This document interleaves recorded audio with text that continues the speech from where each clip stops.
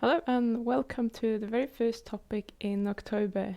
I'm really looking forward to this month because I find this topic quite interesting myself, and I think most of us are struggling with believing in ourselves and how we actually see ourselves and the world around us. So I'm going to start digging into a little bit about why we can't actually fuel any action from negativity. So with that I mean, when we want to achieve a positive result in our life, we can't use negativity as motivation to do so.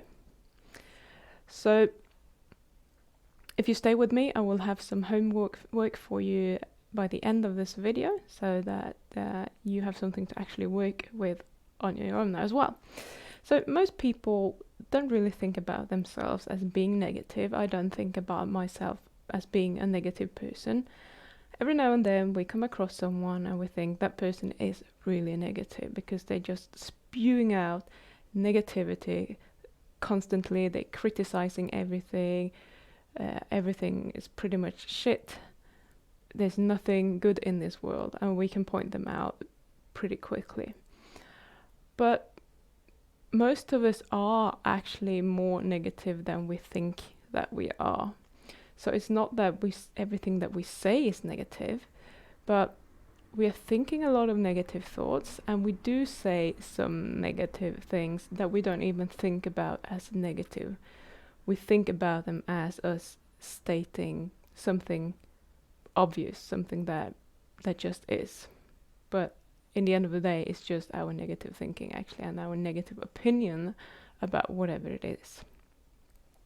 So first of all, I need you to understand where negativity comes from. And we can get this understanding by paying attention to what we are doing and being aware of ourselves. So in the intro video to this month, into October, I was talking about our beliefs and our thoughts that we have, and how we tend to look to what has happened in our past to decide our thoughts and our beliefs about our world and what is going to happen in the future, rather than doing it the opposite way around, where we look to where we want to be in the future, and we're using this as a motivation and as a sounding board to get the advice from ourselves to where we want to go. So without repeating this whole video, I'm going to leave it there. But if you haven't watched it, go and watch it. It is under the October tab in the membership area. This video is not available to the public on YouTube, so you need to be a member. It's free to become a member, so you just check the links in the description and you can sign up from there. So if you want to change what it is that you believe about something, you need to evaluate every single thought that you have that could be negative, that is, and decide whether it's useful to you or not. And especially when it's around yourself. Sometimes we don't think that it's especially negative, but if the thought isn't useful and it's not serving you, it is ultimately going to be negative and have a negative impact in your life. So this is especially true when it comes to things that you think about yourself. So that could be when you are refusing to take responsibility for things, you just say, but that's just who I am, as if you are not able to change, or I'm not good at this, or I've always struggled with this. Those kind of thoughts, you just kind of pushing it away and say, well, I've never been good at this, so there's no point even discussing it. There's no point looking at it. There's no point of even trying, because this is just who I am. And we're using that as an excuse because it's easier, but it really prevents us from moving forward and getting to where we want to go, that is. So none of these thoughts have ever fueled any positive action. Sometimes some thoughts might fuel some sort of action, but it's never really sustainable in the end of the day. So whenever you have a negative feeling, just be aware that it's created by a negative thought that you are having. And we usually want to blame the world around us for these negative thoughts. But ultimately it is your choice what you are thinking about.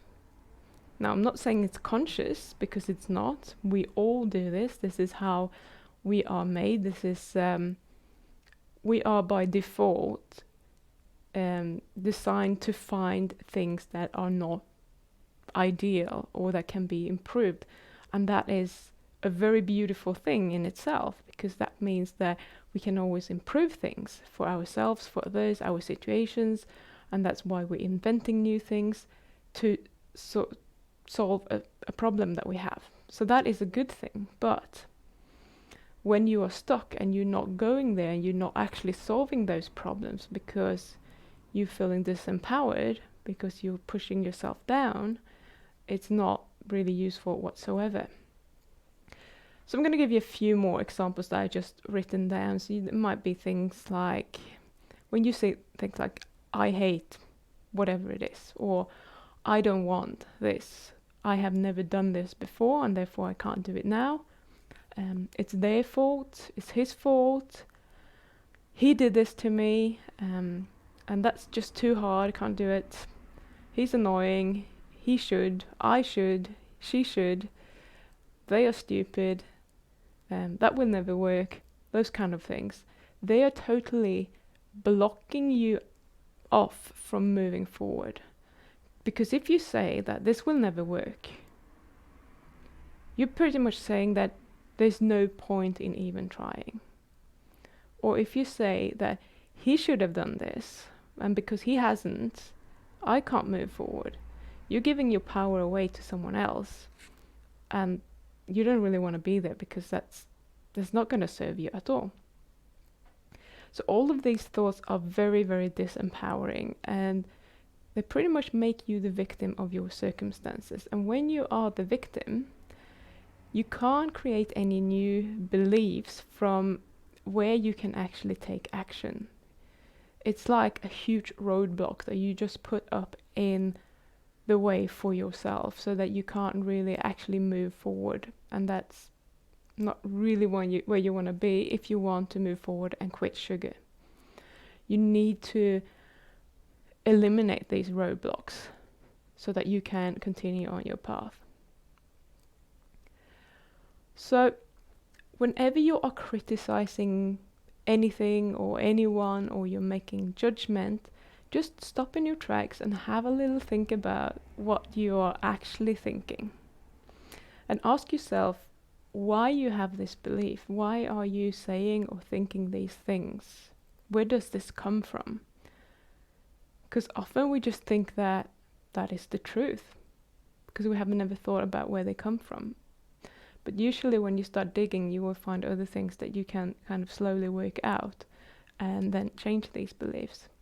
So you might think that is the truth right now and that you're just stating the obvious, but I really do want you to question yourself on that, because if you're stating the obvious and you say that person is really ugly,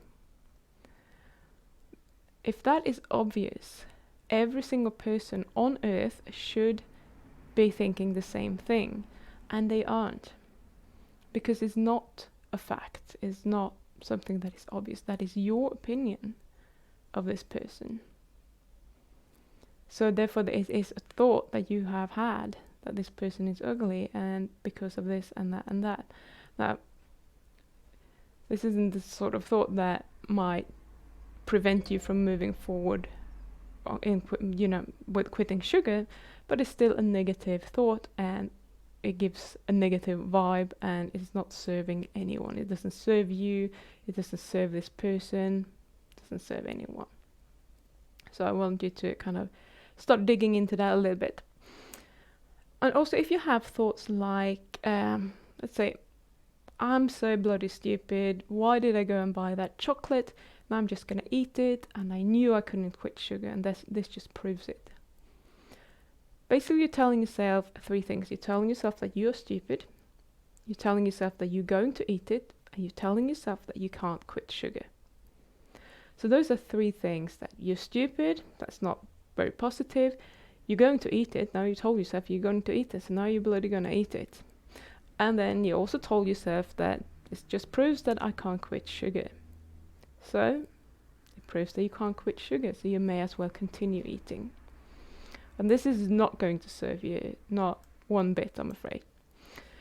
So that's not a good place to be if you want to quit sugar, and just knowing that you have these thoughts to start with is a good beginning.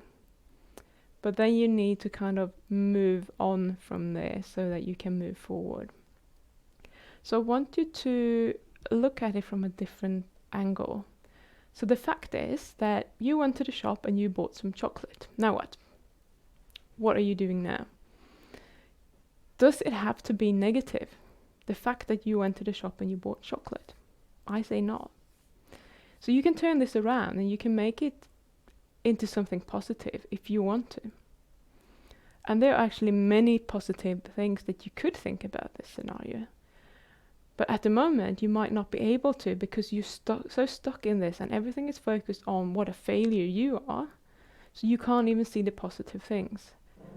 So whenever you see or think something that is extremely negative like that, and you get into the spin of, oh my god, I did this, so now that means that, and it means that, and that, and that, and I'm a complete failure, and this is never going to work.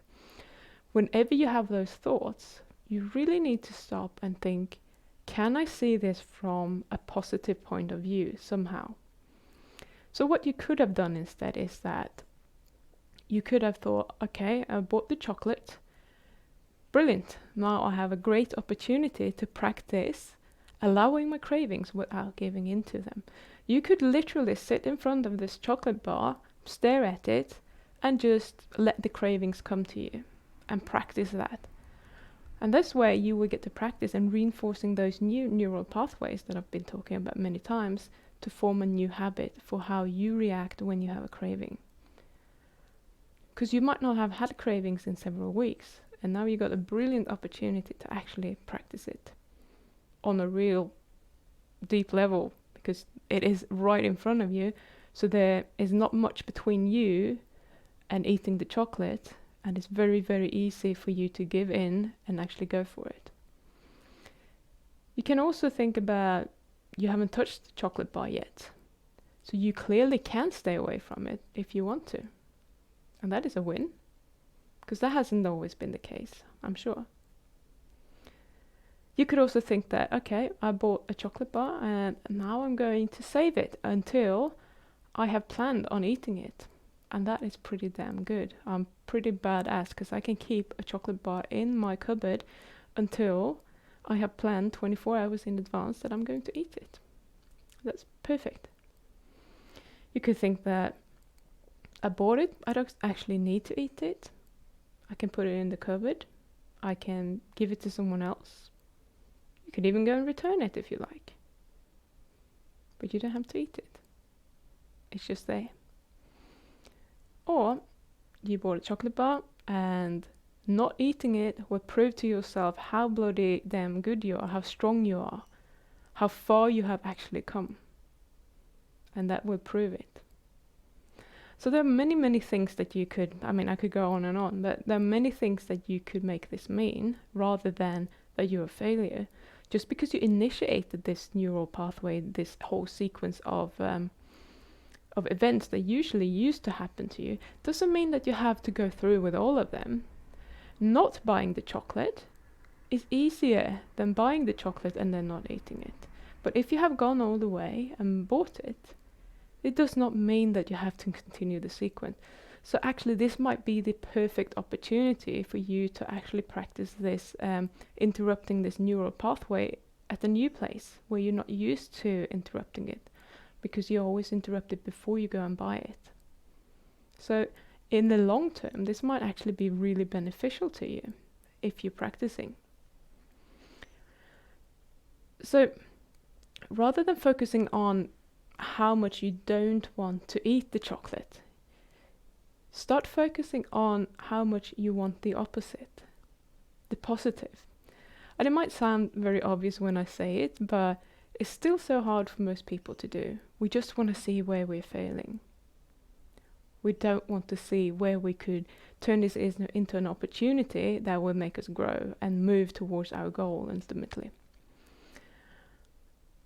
So when you resist something that is always focusing on the negative, no, I shouldn't have this, I can't have this, I really want it but I shouldn't, and that's all very negative. But when you allow something, you're focusing on the positive. The chocolate's there and it's cool because I'm pretty damn good because I don't need it. I don't need to eat it, I don't need to lick it, I don't need to do anything. And that is much more positive, and that will fuel further positive action.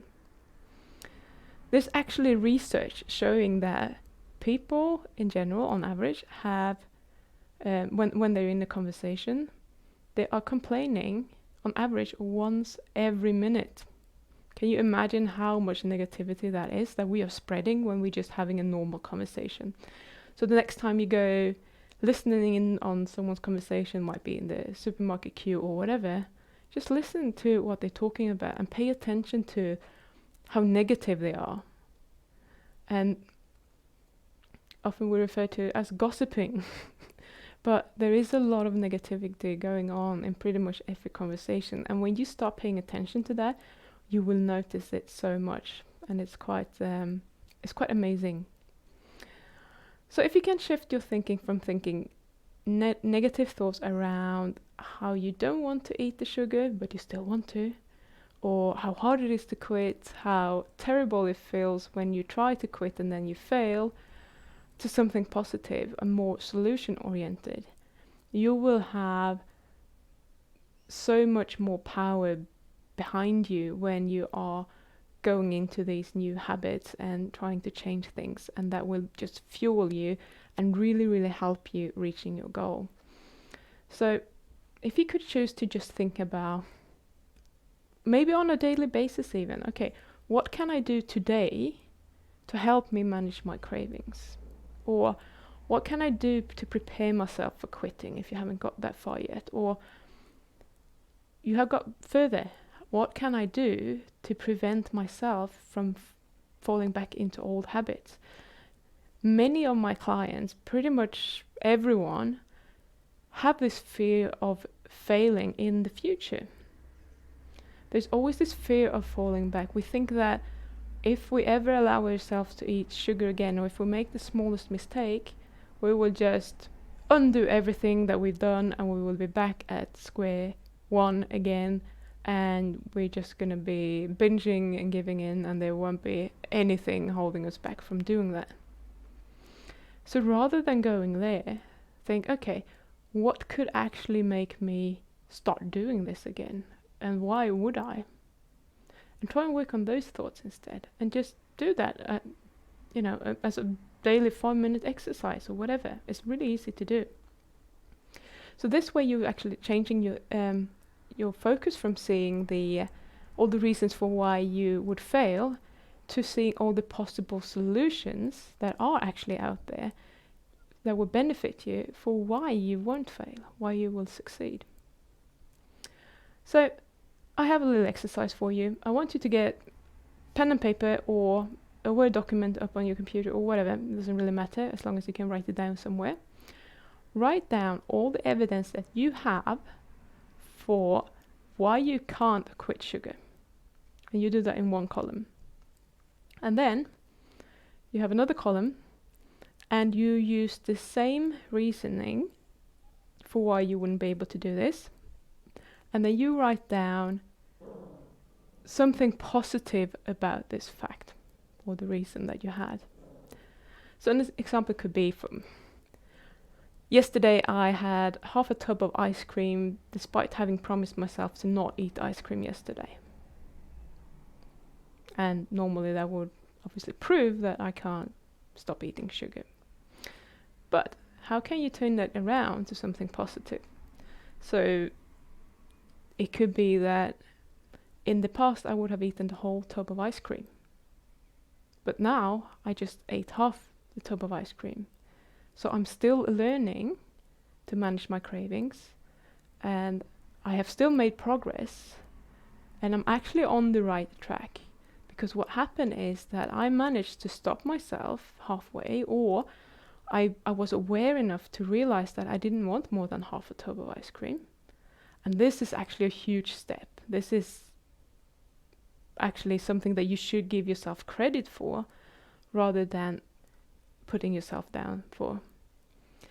So whatever it is that you are thinking negatively about, either before it's happened or after it's happened, or just about things in general, try to turn it around. Use the same circumstance and just try to find the positive angle of that. So I'm not going to be talking anymore, but please do that exercise and you will notice how negative we actually are as a species almost. How much negativity we put into everything, especially when it comes to ourselves and our inability to do the things that we think that we should be able to do. So do that exercise, and then please come back to this video and post a comment. Let me know how you're doing and what you actually discovered when you did that. Or you can post that in the membership site as well. You can leave a comment in there if you just want it to remain within the membership site. That's also fine. So I hope you enjoyed this video. I will be back next week again with the next topic. And if you haven't subscribed to the channel yet, please do so. It won't cost you anything, and it will just mean that I can reach more people and help more people. So have a wonderful day, and I will see you next week. Bye.